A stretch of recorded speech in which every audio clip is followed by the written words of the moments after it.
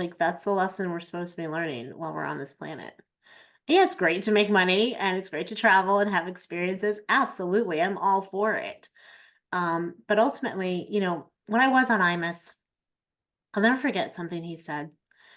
When I guess he'd interviewed some people who had some near-death experiences, and he said that something really struck him, and it was the person who had said when he went over or she went over to the other side, they were asked two questions.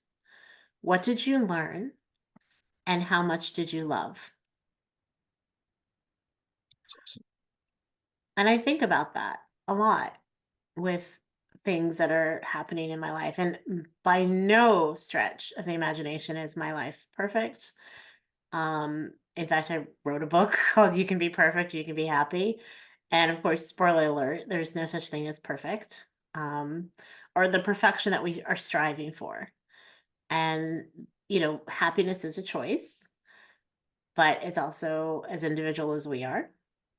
And the caveat to that is that it's not a constant. And that's okay. It is okay to have bad days.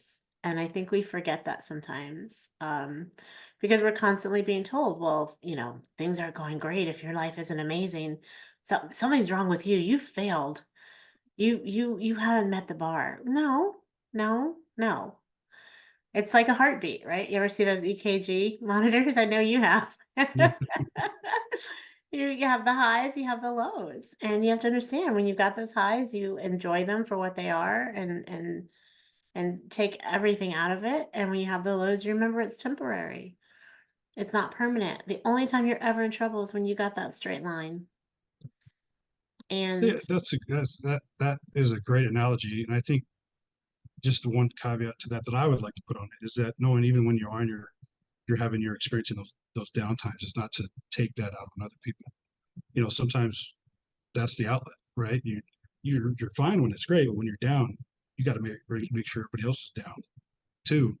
And you could be mean, you could be ugly, and whether you're down or not, you should still strive for, as you mentioned, service, right? Caring for others, lifting people up, and that's ultimately, service is what I feel like I'm called to do. Just be of service.